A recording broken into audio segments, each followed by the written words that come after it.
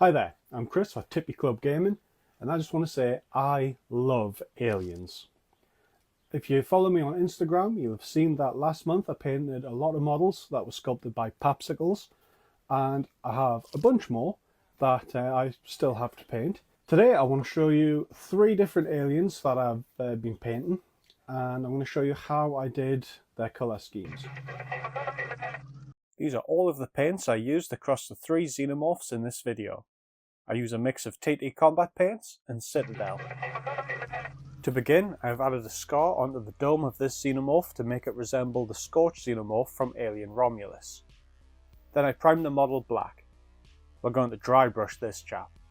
Using Shadowlink Grey and a paper towel, brush the paint off until you have a small amount left, which will help us pick out the details of the model by highlighting the top of those details, so be gentle with brushing. Dry brush over all of the xenomorph and give it a couple passes. The less paint on your brush, the more passes you'll have to give it, but that'll give you more control and a great result.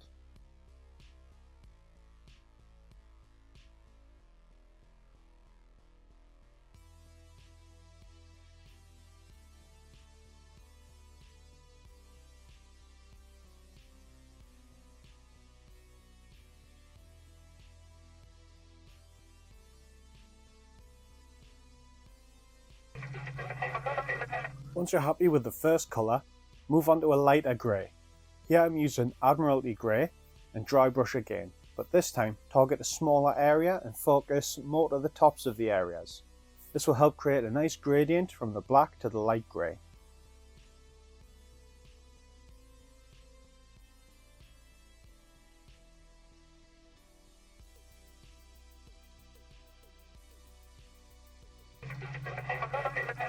Beneath the dome on the head there is a skull that is visible.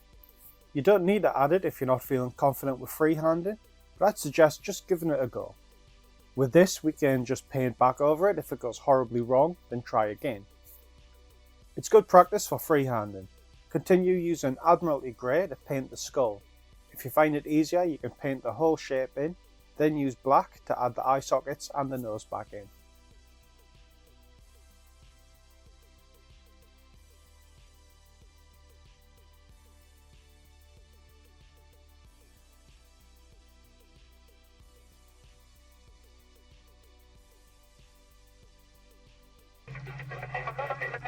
For the Scorched Xenomorph, it has brown stripes across the dome, so let's add those in using Venetian tan.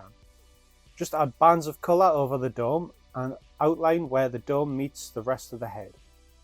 There are also some areas of the body that look like striped fleshy areas on the arms, legs and the dorsal tubes on the back. Paint those too, just add a little bit of colour against the black and grey.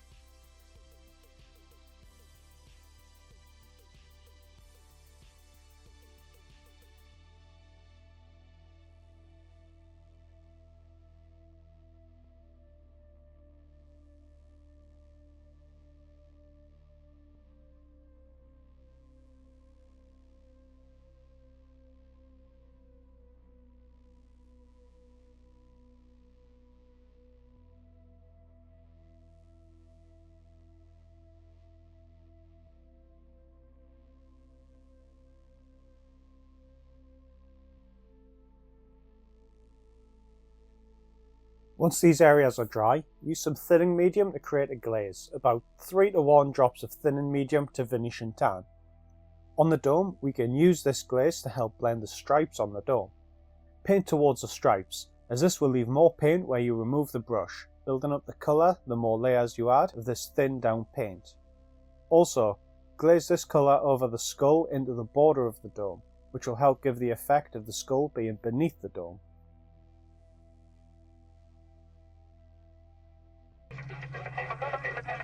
Back to Admiralty Grey, we can paint in the nails on the claws and the bladed end of the tail. Particularly on the tail, give it a couple coats to get a nice strong colour.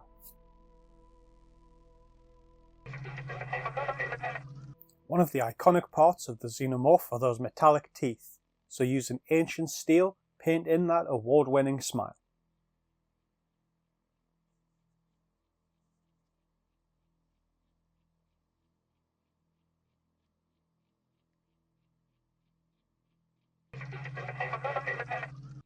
With Sienna Wash, we'll apply it all over the dome. This will help blend everything on the dome even more, adding that extra bit of depth. It'll also really make that skull pop.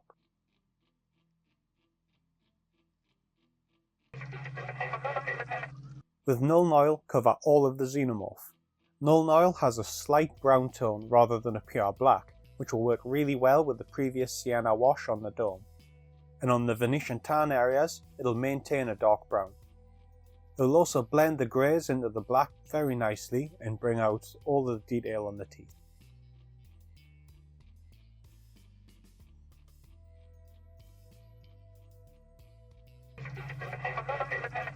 To finish this Xenomorph, once the Nuln Oil is dry, we'll use gloss varnish. This will give the Xenomorph a wet, biomechanical look, and with the dome glossed it is a beautiful finish. While the varnish is wet, it will look white, but you'll quickly see it start to go transparent as it dries. Now that the varnish on this model is done, we'll just wait for it to dry and we'll have a look at what it looks like on the turnaround.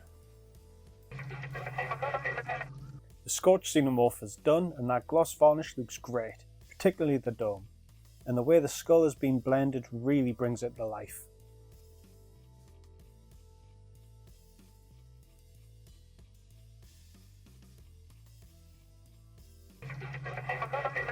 To paint the Navi Xenomorph, I'm going to show you one of the best ways to use coloured metallic paints. I always struggled to make them look good on a model, and it's only been the last year or so I've been happy with my results. Using corrupted lapis, load your brush up and brush it down to give us a fine dusting on our model, which is primed black. Lightly brush the model to catch just the tops of the details, and remember, the less paint on your brush, the more you'll have to brush, which is a good thing, it gives us more control over it. Dry brush over the whole model, including the head dome.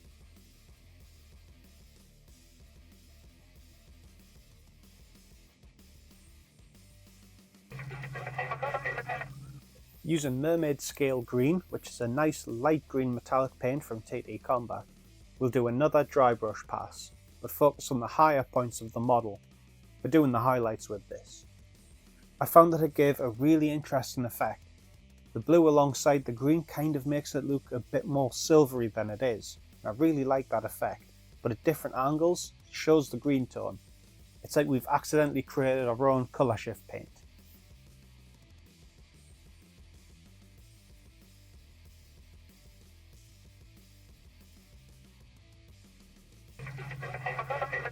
Using thinning medium and black Templar contrast paint, we're going to paint into the recesses of the model.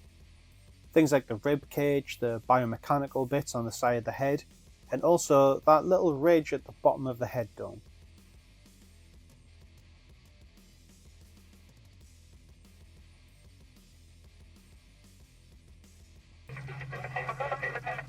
Using ancient steel, paint in the teeth, claws, and the bladed end of the tail.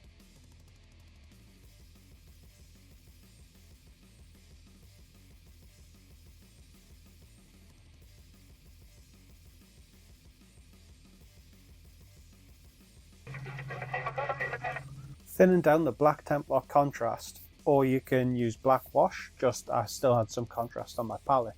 Apply it over the areas we just painted with ancient steel.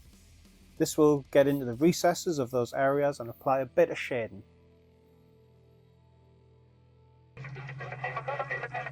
Once that's dry, use gloss varnish and paint over the whole model.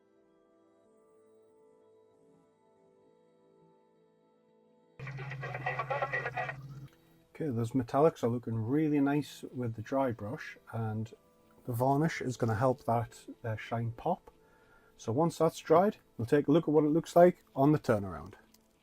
I really like how the metallics have turned out on this one. I went with a drastically different look than the Navi Xenomorph art you can see online, but I like how it brings the blue-green of the Navi from Avatar, and that green is really subtle.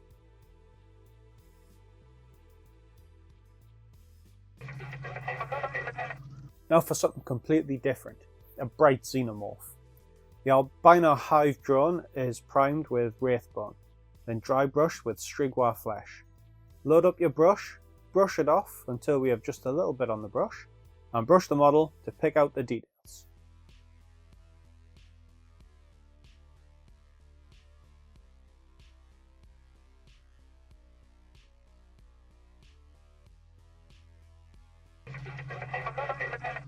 When the dry brushing is, well, dry, wash the model with sienna wash, but try not to get any on the tongue. If you do, clean your brush off, get some water on it, and use it to remove the wash. Or if you have a pot of wraithbone, or whatever you use to prime the model, leave the wash to dry and paint over it.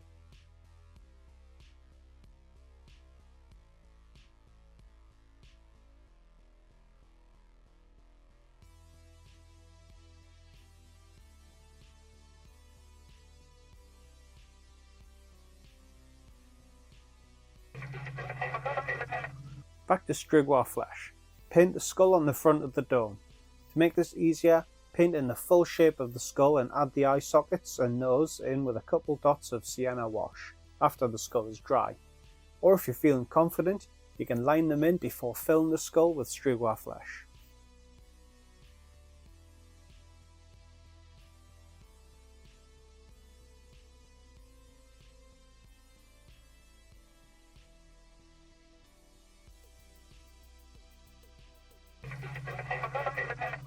Dry brush the model, avoiding the dome, with raw linen.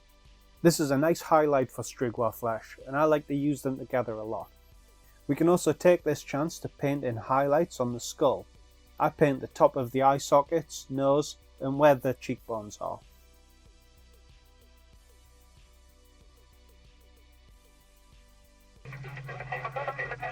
Now for the top highlight of the body, we'll use white. Again, avoid the dome while dry brushing the sides of the head and just focus on the topmost details on the model.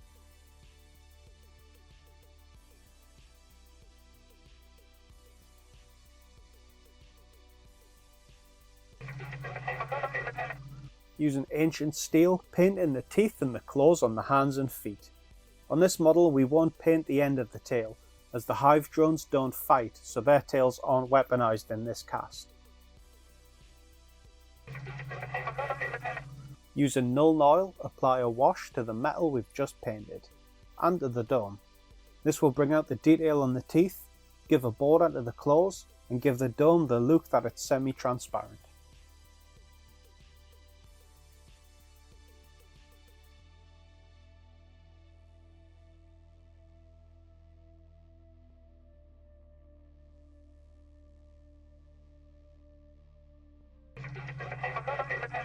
To paint the tongue, we'll use Volupus Pink contrast paint to do the heavy lifting, quickly getting a nice fleshy look. I would suggest giving it a more targeted pass after it is dried, looking at the recesses of the tongue and the undersides of it.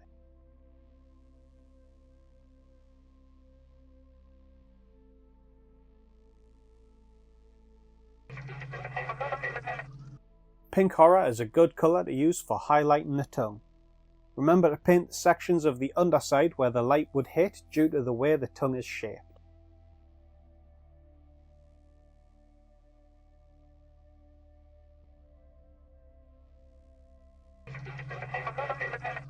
To finish off the hive drone, we'll cover the whole thing in gloss varnish.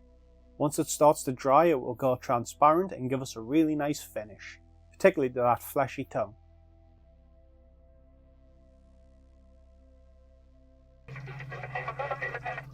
Okay, and with that varnish applied, we're just going to wait for that to dry and we'll take a look at it on the turnaround. But I think that really bright colour scheme is really going to pop in amongst other xenomorphs, and it's just a really cool, different style of xenomorph. Now that this guy's done, we can think about putting them onto some nice bases. Since this guy stays in the hive, we'll have to make one for him, which gives me an idea.